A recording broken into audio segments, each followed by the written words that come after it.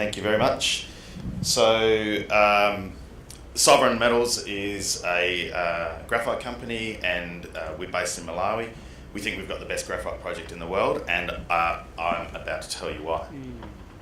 So, look, what we have is a very large, one-of-a-kind graphite deposit. It's high grade, it's hosted in soft saprolite material, so it's free dig, okay?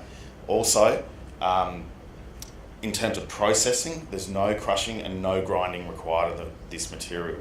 So, free dig, no crush, no grind. So really low mining and really low processing costs. We produce high quality concentrates with a majority in the coarser flake size fractions, and this would allow us access to the traditional refractory markets, okay? Graphite's used in these refractory bricks for steel furnaces, etc. That market is still about 55% of the natural flake graphite market by value. Yes, the battery market is eating into that, but the highest value flake graphite material goes into the refractory market. Our project also has substantial upside, huge scalability and expansion opportunities, and a little bit of blue sky. Recently, we've just made a Rutile discovery. This mineral is obviously a high value titanium mineral that occurs not only within the graphite mineralisation, but in many areas outside as well. So there's a little bit of blue sky with another mineral on our tenements in Malawi.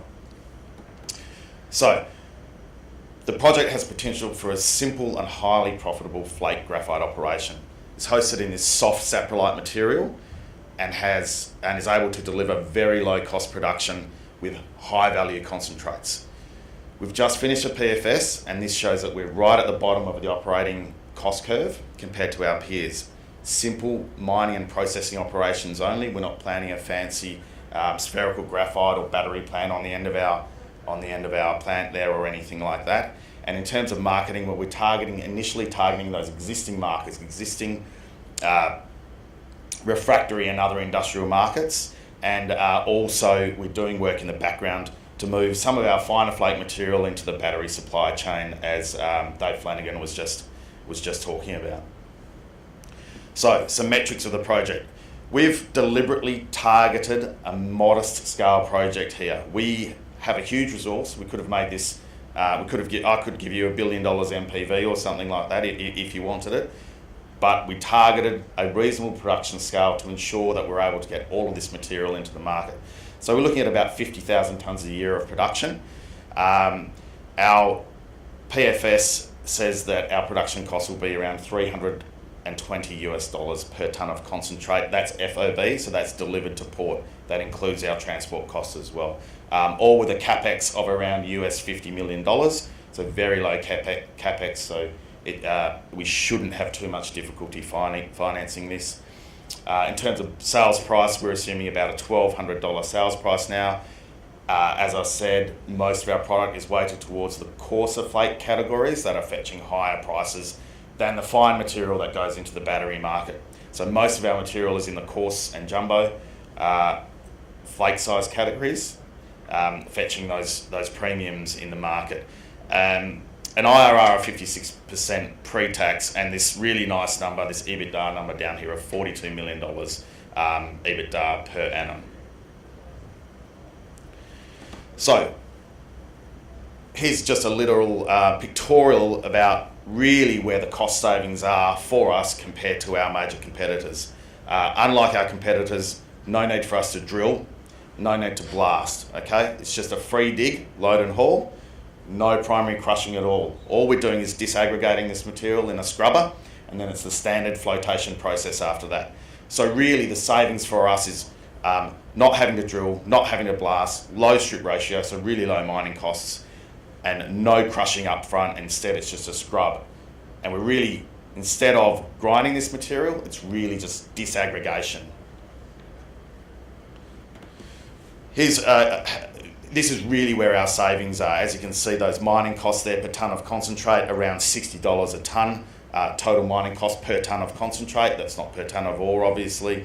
It's free dig, near surface, low strip, conventional truck and shovel. So our mining costs are about half of our of the majority of our peers. And then processing costs. It's a really simple process with no crushing, no grinding, because it's this soft, friable material. Our processing costs, again, are approximately half or just over half of our peers. So really, those are the two areas where our huge operating cost savings are compared to our peers. In terms of the graphite supply pipeline, we are right down the bottom of that, as you can see on the very left-hand side, and also in terms of the capital intensity, right down the bottom of that curve as well. So low capital, low operating cost project here. Great. We have some great infrastructure where we're located. Yes, Malawi's landlocked. Yes, we're 1,000 kilometres away from the coast. However, the project is just 20 kilometres away from an operating railhead in the Lilongwe. So what does that give us? Basically, that gives us a low transport cost compared to our peers that may even be closer to the coast that need to truck to port. So all in all, $66 a tonne transport cost, including trucking, including loading on a ship. So that's included in that $323 a tonne of concentrate cost as well. So our mine gate cost is something like $260 a tonne of production. Add that 66 and we get up to that $320 odd per tonne of production cost. So that rail delivers product directly to the deepwater port at Nacala. Will do, I should say. We have an MOU with the rail concessionaire at the moment that's being converted to a full agreement as we speak, and we hope to have that signed up relatively shortly. So in terms of other infrastructure, okay, as I said, we're located just 20 kilometres away from the capital city, Lilongwe, which gives us fantastic advantages. There's a power substation 40 kilometres away from our mine site, or our proposed mine site, and a new planned power substation to be built within 10 kilometres of site. So we'll just need to connect into that in about 4 or 5 years' time when that is built. Prior to that, we'll be using diesel generators for power. That's all included in that average operating cost that I've presented there. As I said, established rail, great road network, and we're very close to the capital city, so we've got an established labour pool and other obvious services that we can exploit out of the capital city there. Just a little bit about the product here. As I said before, we're targeting sales initially into those traditional industrial markets, particularly the refractory market. The refractory market, as I say, it's not potentially as exciting as the battery market. However, it is still the major natural flake graphite market. About 55% by value goes into the refractory of natural flake graphite goes into the refractory market, and batteries at the moment are only about 15 or 20% of that total market. Yes, the battery market is growing, but there's still a substantial traditional market for high value coarse flake graphite that we will be producing.